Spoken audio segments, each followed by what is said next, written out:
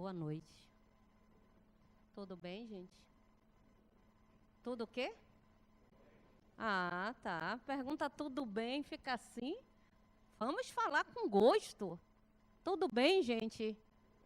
Agora, não passaram ali na cantina, não? Foi, não tomou um cafezinho, não, né, para esquentar? Bora levantar aí, turma? Tirar um pouco essa preguiça, né? Esticar um pouquinho a musculatura. Já que está tudo bem, né? E estar bem é sempre algo positivo. Vamos olhar aí para a pessoa que está do nosso lado. Se não tiver ninguém, já sabe, né? Que tem. E dizer boa noite para esta pessoa. Muito bem. Vamos dizer boa noite também para as pessoas que estão nos assistindo pelo portal da TV Harmonia. Vamos dizer boa noite às pessoas que nos assistem? Muito bem. Agora digam boa noite para mim. Boa noite, Nil. Agora sim, podem sentar. Que é isso? Pessoa chega carente de calor humano e vocês ficam assim, dando um boa noite xoxo? Não, né? Bom, vocês têm tido... Aliás, deixa eu perguntar. Existe alguém que está vindo pela primeira vez? Várias pessoas. Sejam bem-vindos à nossa casa, ao nosso lar, à nossa família. Fiquem à vontade, se sintam acolhidos. Em nós, vocês têm um familiar. Sejam muito bem-vindos. Aqueles que não estão vindo pela primeira vez, sabem que nós estamos fazendo às quartas-feiras reflexões sobre um livro, não é? É sobre um livro? Ou vocês não sabem? Mais ou menos? Não sabem, né? Então eu vou dizer, porque Nil também é informação.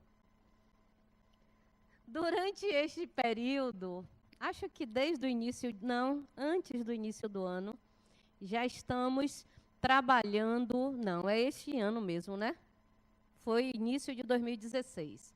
Nós estamos desenvolvendo reflexões a partir de um livro. O livro se chama Instruções Psicofônicas. Foi um livro que foi, inclusive, das obras que o Clube do Livro nos deu de presente para aqueles que são associados do Clube do Livro. E neste livro, ele foi compilado várias cartas psicografadas em reuniões de um grupo em Belo Horizonte e compilado estas psicografias neste livro. A nosso capítulo desta noite, que é o capítulo 28, que chama-se Palavras de Amigo, foi psicografada no dia 16 de setembro de 1954. Já tem um tempinho, né? Já tem um tempinho. Mas o que este espírito vem trazer como elementos de reflexão para nós é algo muito atual. Muito atual. O espírito que psicografou esta carta se chama Queiroz. Ele era conhecido do grupo espírita que recebeu a psicografia e era um médico de Belo Horizonte. Daqueles médicos que fazem da sua vida o sacerdócio. Daquele médico que atendia a qualquer pessoa, a qualquer hora, independente de estar ele cansado ou não. Esse médico desencarna e traz algumas informações que são muito importantes para todos nós. Ele já entra na psicografia sem saber que está desencarnado. Mas pode. Ele havia desencarnado há 28 dias e chegou na reunião mediúnica acreditando que ainda estava vivo e em coma como ele se recordava que estava. Ele esteve enfermo, entrou em estado de coma e desencarnou sem perceber. Não percebeu que havia desencarnado. Chegou na reunião, acreditando-se ainda vivo, mas em estado de coma, e inicia a sua conversa fazendo uma oração, pedindo a Deus e aos espíritos que protegessem os seus pacientes enquanto ele estivesse ainda enfermo, pedindo proteção, pedindo ajuda para aquelas pessoas que ele passou toda a vida se dedicando, sem pensar em momento algum que estava desencarnado.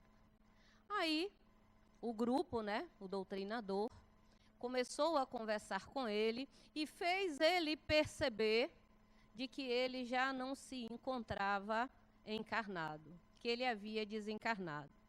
E a primeira reação dele foi de surpresa. Mas uma surpresa alegre, não foi uma surpresa de tristeza ou de medo ou de coisa parecida. Ele ficou muito feliz por perceber que a sua tarefa, enquanto encarnado, havia encerrado. Entretanto, quando se percebe desencarnado, ele consegue entender algo que, quando ele esteve vivo, ele jamais conseguiu perceber. Da importância de você ter, sim, amor por aquilo que você faz, pela sua profissão, pelo trabalho, mas que ele havia esquecido dele, a pessoa. Ele foi, durante toda a vida, o médico, mas o ser humano, ele havia se esquecido. E isso fez com que ele não percebesse o quanto era importante, durante a fase em que esteve vivo, de valorizar a vida e de preparar-se para quando deixasse de viver no corpo físico. E ele aí faz um depoimento muito comovente, que eu prefiro não traduzir, nem fazer uma leitura, para não comprometer a beleza e a riqueza do que Queiroz traz, que são reflexões e considerações de um espírito desencarnado que percebe que poderia ter dado à sua vida uma direção de maneira tal que ele fosse, sim, o bom profissional, o médico dedicado, aquela pessoa que nunca se negava a servir, mas que também lembrasse de si. Olha que história! Quantas vezes, meus amigos, nós também nos esquecemos que somos seres humanos, que temos carências, que temos dores, que temos dificuldades, que temos limitações, mas que também temos qualidades.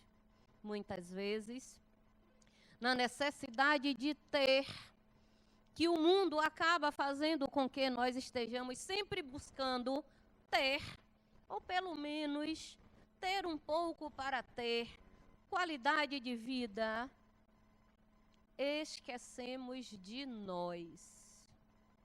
Esquecemos que essencialmente somos espíritos. Que esta vida não é a primeira, não será a última. Que cada oportunidade no corpo físico é oportunidade para que nós possamos valorizar o espírito imortal que nós somos. E aí nós vamos aí nos perdendo, seja qual for a profissão que optarmos, seja da área de saúde, seja o que for, muitas vezes levando mais tempo no ambiente profissional do que até mesmo dentro dos nossos lares, e nos lembramos de ser o profissional, o pai, a mãe, a tia, o vizinho, o colega de trabalho, enfim, nós temos todos esses personagens e esquecemos do principal. Qual é o personagem principal? Nós. E aí, muitas vezes, quando a dor nos visita, porque ela nos visita, né? Ela nos visita. Vez por outra, a dor chega, bate na nossa porta, às vezes ela vem sorrateira. Às vezes ela vem sorrateira, bate na porta delicadamente. Olha, eu vou entrar. Às vezes não. Às vezes ela chega fazendo um barulho danado, gritando e bradando, vou entrar. Muitas das vezes, nós não estamos preparados para esta visita. Não, nós não nos preparamos para esta visita porque nós esquecemos de viver a essência que somos. Porque nós passamos muito tempo buscando por coisas fora de nós. Buscando por coisas. Buscando por pessoas. E nos esquecendo de nós mesmos. Que nós, claro e evidentemente, precisamos de outras pessoas para conviver. Mas nós precisamos também conviver conosco. E hoje, em época de tecnologia, né, nós nos esquecemos de nós mesmos. Eu contava uma história que aconteceu, acho que ele não vai estar me ouvindo, então eu vou contar. Estou fazendo aqueles exames anuais, né? Que a gente faz depois que faz 21 anos. Sabe como é? Tem que fazer todo ano. Aqueles exames chatinhos. Depois de 21, a gente precisa estar fazendo esses exames todos os anos. E a semana passada, eu passei 4 dias da minha semana dentro de um hospital. Era para ser uma consulta que levaria no máximo 30 minutos. Minha consulta inicial estava marcada para as 11h30. O paciente precisa chegar antes para que tudo transcorra certo. Então, é requisitado que você chegue com antecedência. A consulta era 11h30, eu cheguei às 10h30 para ter tempo. Fui atendida às 14h15. Primeiro dia. Segundo dia era um exame, ele estava marcado para as 10 horas da manhã. Eu cheguei às 9h, fui atendida no exame às 13h30. No terceiro dia desta saga, desta odisseia, era um outro exame, eu já me preparei. Bom, fazendo as contas, eu levei pelo menos 4 horas aqui. A consulta, o exame está marcado para 17h40. Que horas eu vou sair daqui? 00:30. Fui pronta. Fui preparada porque isto iria acontecer comigo. E, claro, nós ficamos sempre numa recepção, né? Fica na recepção. E aí, meninos, uma pessoa foi chamada 5 vezes. Fulano de tal, nada. A menina entrou. Passou 15 minutos, fulano de tal, nada. Nada, nada, nada. Vocês acreditam que ele estava lá? Mas ele estava lá falando ao celular, de costa, conversando tão animadamente, que ele não ouviu ser chamado 5 vezes. Na sexta, ela já veio um pouco o quê? Ela já veio um pouco tensa. Porque a verdade é que ela sabia que ele estava ali, porque era cliente da clínica, e ele não apareceu. Ela chegou e fez, fulano de tal, cutuca este homem aí. Aí alguém cutucou ele. Já lhe chamei 5 vezes, essa é a sexta. Sabem o que foi que ele respondeu? Você falou baixo e eu tenho a obrigação de ouvir, é? continuou no telefone e foi fazer o teste ergométrico no telefone.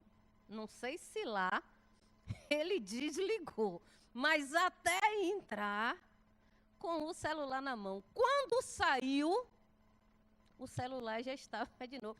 Eu tenho a impressão que aquele rapaz pensa que o celular é a mão dele. Porque eu acho que ele não consegue viver. Porque no outro dia, lá estávamos os dois de novo. Eu disse, eu não acredito. De novo, eu e este moço. Isso só pode ser kármico. Né? E ele lá estava, com o celular. Então, nós nos esquecemos, né? Hoje, em tempo de smartphone, de WhatsApp, Facebook, nós nos esquecemos de nós e de conviver com as pessoas, porque nós estamos com foco no externo. E aí, o que é que Queiroz nos convida a refletir?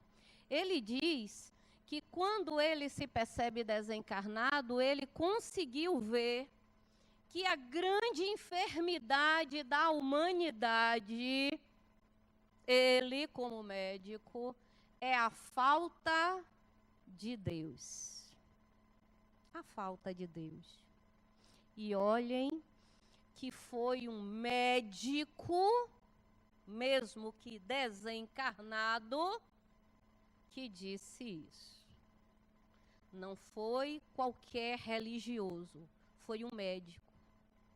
Consigo perceber hoje, fora do corpo físico, que a grande enfermidade da humanidade é o distanciamento de si mesmo e a ausência de Deus. E aí eu me recordo de um outro autor espiritual que nos diz no livro Homem Sadio que doença é a falta de conexão com Deus. É a perda momentânea desta conexão nossa com o sagrado. E aí, quando nós nos distanciamos de nós mesmos, quando nós nos distanciamos de Deus, aí as doenças chegam até nós. Sejam elas doenças físicas, sejam elas doenças psicossomáticas, sejam doenças psíquicas, sejam doenças emocionais. E nós enfermamos. E nós adoecemos. E no momento em que nós adoecemos, nós aí conseguimos perceber que somos algo além daquela pessoa que vive no exterior.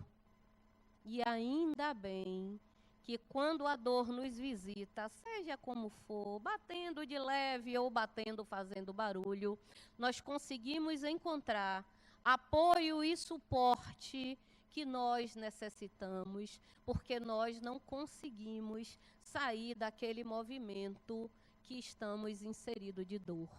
É por isso que nós vamos aos templos pedir ajuda.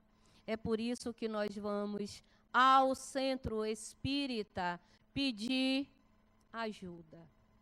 Não é porque nós somos fracos, nós não somos. É porque nós, neste momento, não conseguimos vislumbrar a situação onde estamos inseridos como uma situação que tenha uma solução rápida. E nós queremos soluções rápidas. Nós gostamos de remédio homeopático? Na maioria das vezes, não. Por quê? Porque é uma medicação que o nome já está dizendo, né? É uma medicação que vai atuar na causa daquela problemática e não no efeito. Mas eu não quero, eu não tenho tempo para isso. Eu quero que ataque no efeito para que a coisa acabe. Vai acabar? Não, vai mascarar, né? Então, aquele efeito agudo vai desaparecer, mas o problema está lá dentro. Assim, assim somos nós, viu, meus amigos? Sejam vocês aí sentados na cadeira, sejamos nós sentados aqui do lado de cá, assim somos nós. Quando a dor chega até nós, ou uma situação que nós não conseguimos controlar só, e que nós precisamos de ajuda, e que nós sentimos que necessitamos de ajuda, nós queremos que a coisa se resolva de imediato. Mas preciso lhes lembrar que, tanto quanto o remédio homeopático, os tratamentos espirituais requerem uma nova postura diante da vida. Para que os tratamentos possam surtir este efeito que nós desejamos, de sairmos nos sentindo melhores, é necessário que nós tomemos uma postura diferente diante da vida. Sair daquela condição de dizer à vida não e talvez, e começar a dizer sim. Sim à vida. Cada vez que uma oportunidade chegue até mim, seja ela indigesta ou não, eu vou lidar com esta situação, porque eu desejo, porque eu quero ser uma pessoa diferente. Desta forma, tanto o tratamento médico quanto o tratamento espiritual, ele surtirá o benefício que nós necessitamos. Porque nós estamos nos abrindo para nos reconectarmos conosco e com Deus. Por quê? Por que que eu estou aqui? Vocês já pararam para pensar? Nil, eu sei por quê. Porque eu me comprometi a estar aqui com vocês. Aliás, eu me comprometi a estar em 2 lugares ao mesmo tempo, porque eu consigo fazer isso, né? Eu estaria com vocês aqui e eu estaria no ciclo 5 também, começando agora.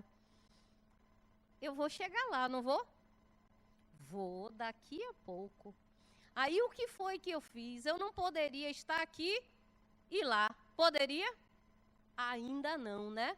Então eu optei por estar com vocês até o momento de conclusão e deixei lá no ciclo 5 um plano B, que é aquele que vai cobrir a minha ausência até a hora que eu consiga chegar lá.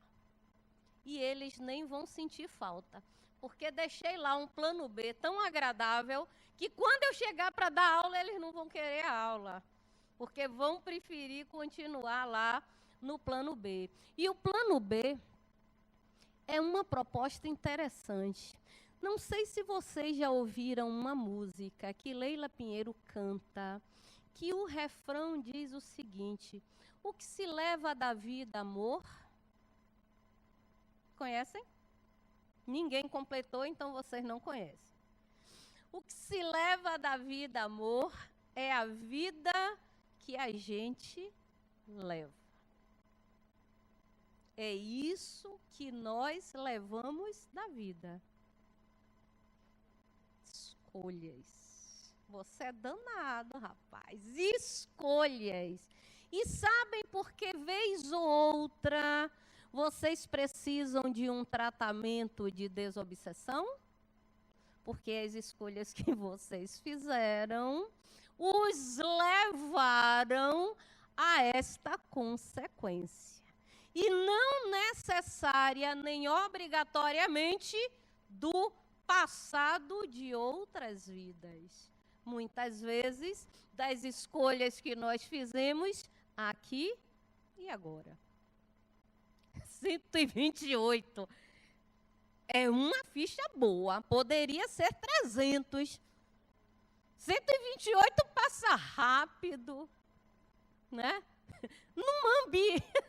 Adorei. Ora, imagine se este salão não fosse refrigerado. Hein?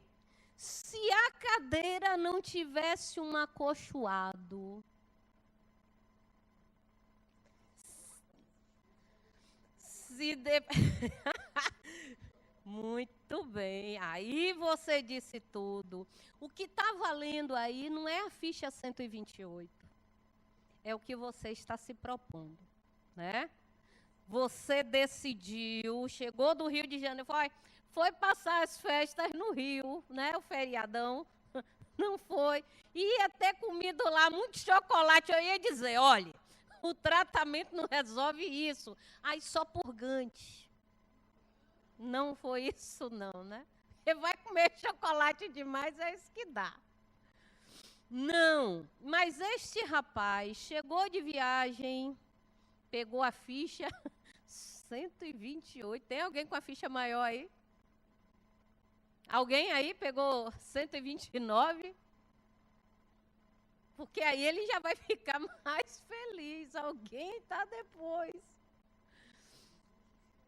Isso, garoto, porque a paciência é uma virtude que nós precisamos adquirir. E durante o tempo em que nós estivermos aqui, né? Naquela segunda etapa, é aquele tempo que eu tenho de pensar em tudo o que eu tenho realizado ou deixado de realizar e aquilo que eu posso fazer a partir de agora, né? Porque pensar como Queiroz, né? Que percebeu, depois que desencarnou, que ele deveria ter perdido um pouco mais de tempo e pensado no homem, nós não queremos, né? Nós queremos aproveitar ao máximo esta oportunidade que estamos tendo, porque cada vida ou cada encarnação é uma dádiva. É uma dádiva, é um presente. E o que eu faço quando eu recebo o presente? Usufruo do presente. Às vezes o presente não, né? Nem é aquilo que eu queria ganhar. Não era bem isso que eu queria, mas foi isso que você recebeu. Portanto, encontre um fim útil para o presente recebido.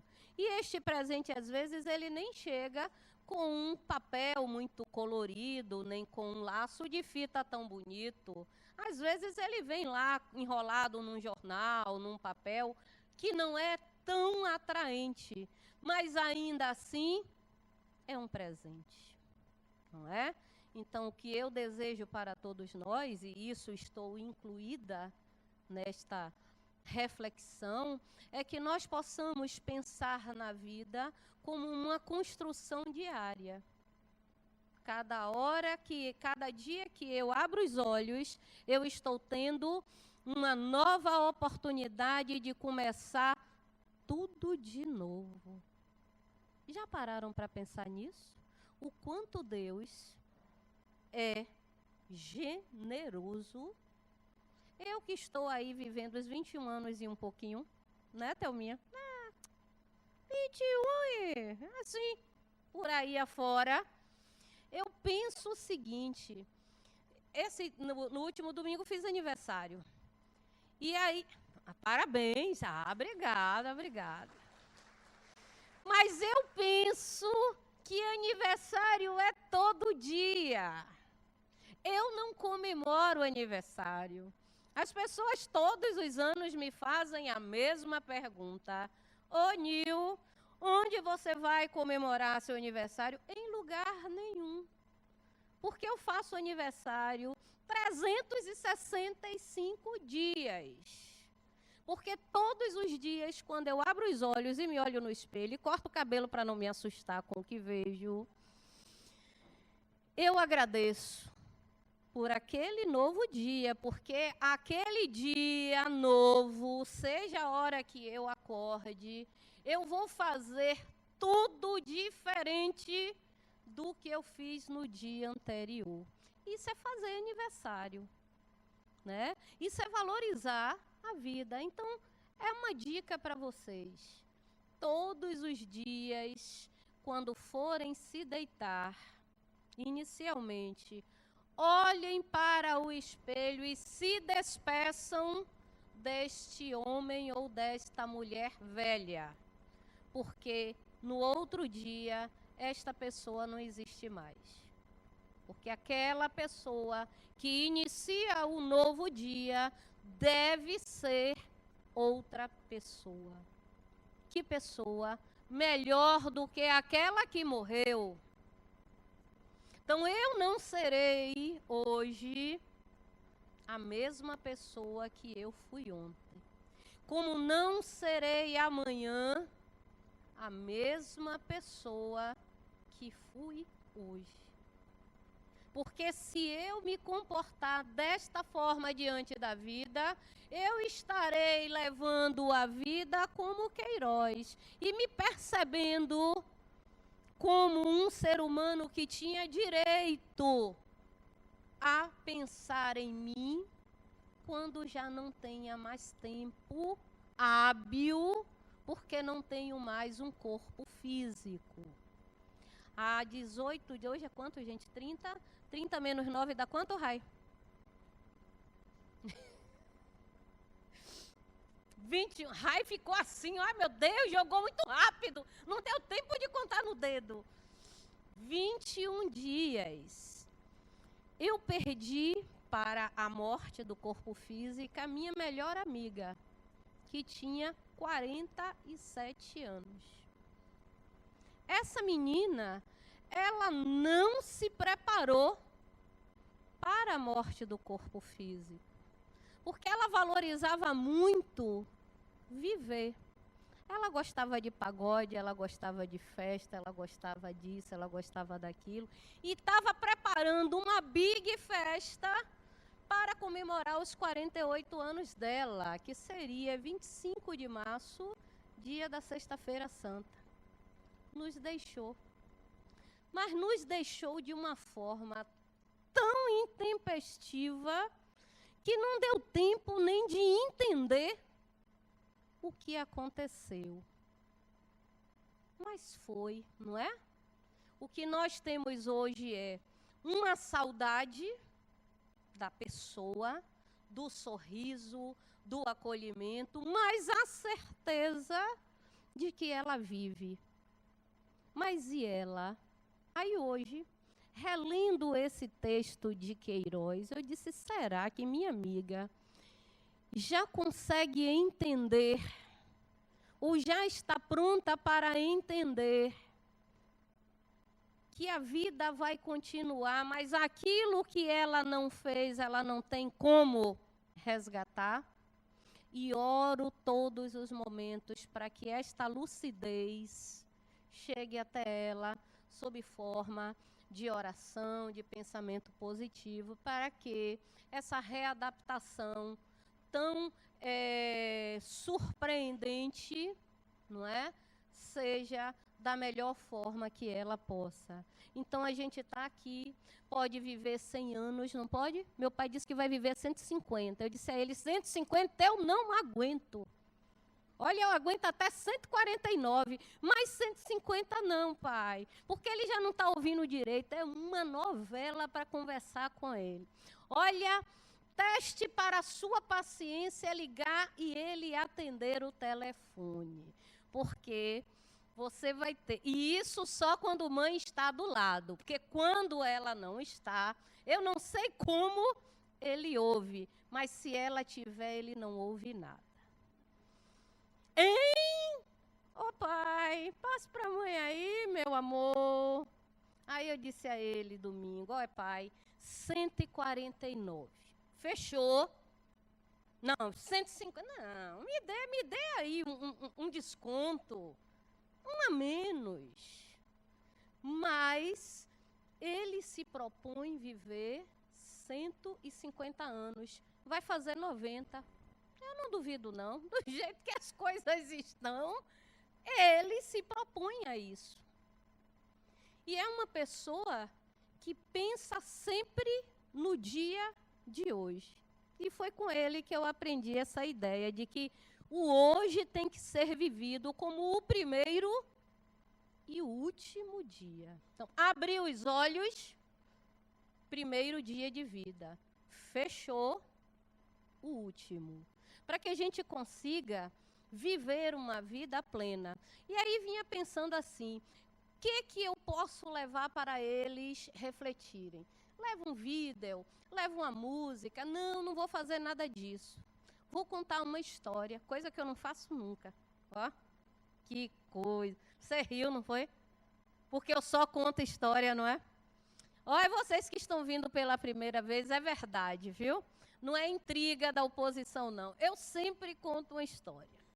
Pois bem, esta história ela é muito significativa. Havia uma vozinha que tomava conta de um neto. E ela gostava de registrar as experiências que ela tinha com ele, da convivência com ele, em cartas. Ela pegava papel e lápis e escrevia todas as experiências que tinha com ele durante o dia, ela escrevia carta. Neste dia, ela pegou o papel e o lápis e ele disse, vovó, você vai contar a história de hoje? Vai falar sobre mim? Ela disse, vou, mas não escrevendo a carta. Vou falar de você de uma forma diferente. Diferente? É diferente.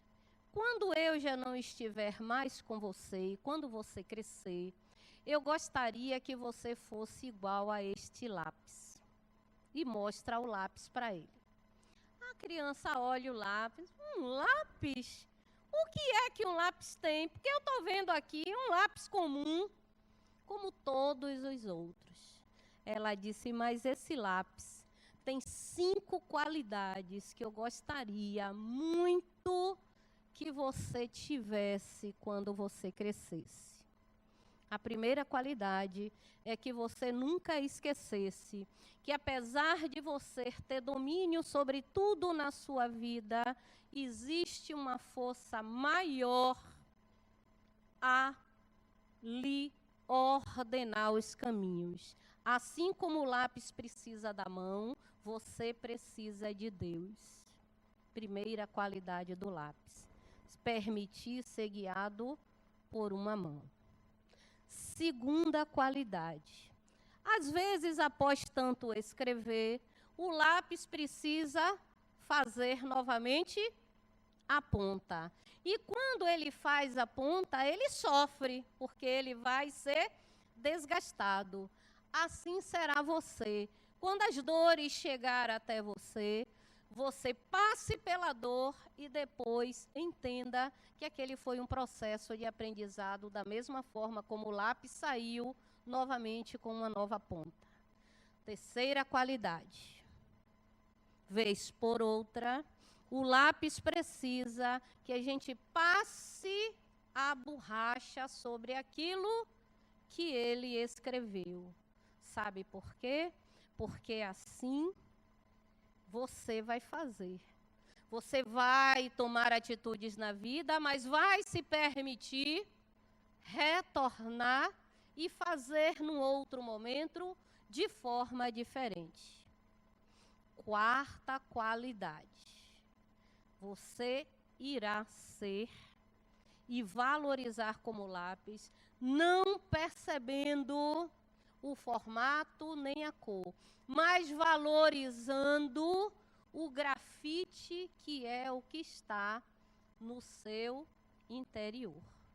Você vai entender que mais importante do que o corpo físico e as relações e as realizações materiais é o que você é, um espírito. Quinta qualidade. Como lápis, você tem um objetivo e um sentido para a vida. O do lápis é escrever. No mundo, você deve deixar a sua marca, para que todas as pessoas que convivam com você possam ser beneficiados por esta marca pessoal. O menino olha para ela e diz: entendi. Então, que assim seja a sua vida, útil e bela como a vida de um lápis. E é o que eu desejo para todos nós, que nós possamos ser um lápis com essas 5 qualidades, que nós possamos fazer a diferença diante do mundo pela pessoa que nós conseguimos ser e que nós possamos envolver as pessoas com quem nós convivemos dentro daquilo que eu realizo como esta pessoa que eu consigo ser. Porque eu não sou aquilo que os outros querem que eu seja. Eu sou aquilo que eu consigo realizar em mim. Então, o que eu desejo a vocês é que vocês pensem, que vocês reflitam. O que vocês estão fazendo aqui? Né? Volto àquela questão. Por que vocês estão aqui? Eu estou fazendo o tratamento de quarta-feira porque eu estou com uma série de interferências no meu psiquismo. As interferências que chegam ao nosso psiquismo é porque encontram o nosso psiquismo desarmonizado. Se nós nos estruturarmos dentro do momento que nós conseguimos ser, eu não sou a melhor pessoa, eu também não sou a pior, porque não existe essa mensuração de melhor nem pior. Nós somos seres humanos, espíritos imortais e em processo de aprendizagem, não é? Que é evolução. A evolução é exatamente o aprendizado que nós fazemos. Portanto, todas as experiências vividas por nós é aprendizado. E todas as experiências vividas por nós nos fazem pessoas melhores. Desde quando nós percebamos deste jeito. Para que nós possamos tirar a culpa do outro, né? Porque eu não estou feliz porque o outro não me faz feliz. Eu não estou saudável porque o outro não me ajuda a ser saudável. Eu quero ter qualidade de vida, você não me ajuda. Eu quero ser uma pessoa diferente, você não me ajuda. Você não quer se ajudar, né? A tarefa conosco é nossa. A tarefa do outro é dele. O que ele pode nos fazer é ajudar para que nós possamos despertar as nossas potencialidades. E a melhor forma de despertar as nossas potencialidades não é como nós achamos nos ajudando, é nos testando. Aquele que nos testa nos faz um grande favor, porque nos tira daquela condição de eu já estou bem. Se uma pessoa consegue me desestruturar, é porque eu não estou bem. E aí a culpa e a responsabilidade não pertencem a ele. A responsabilidade pertence a mim. Porque as pessoas não podem determinar o indivíduo que eu serei. Quem tem que determinar isso sou eu. Nem os encarnados, nem os desencarnados, porque nós temos o hábito de dizer, eu estou desequilibrado, nervoso, isso, aquilo, outro, porque eu estou obsidiado. A culpa são dos espíritos desencarnados. E na maioria das vezes, o espírito desencarnado só vai fazer esse trabalho porque nós permitimos. Só vai conseguir nos desestruturar porque nós estamos com psiquismo frágil, porque nós estamos com emocional em desarmonia. Então, quando eu chego no harmonia, estou buscando harmonia, eu vou trabalhar, me harmonizar. E isso não é tarefa que apenas o tratamento vai conseguir fazer. Eu preciso também desejar fazer diferente. E a coisa legal para fazer é, para esse pessoal do trabalho de passe entrar agora, o que foi que eles precisaram fazer? Vocês viram eles entrando? Vai lá entrando, olhe para trás aí. Foi que eles tiveram que fazer? Abrir a porta, né? Eles encontraram a porta aberta? Não, para eles entrarem e fazer o trabalho, eles tiveram que abrir a porta. Para os espíritos nos influenciar, precisa pedir para entrar. E a porta nós temos que deixar fechada. A nossa porta psíquica não tem que estar aberta, como não fica a nossa casa, o nosso lar. Tá bom, gente? Votos de muita paz, de uma noite de muita harmonia. E pensem, ao deitar, morre esta pessoa velha. Ao acordar, renasce um novo ser humano. Muita paz, muito obrigada pela oportunidade e uma boa noite.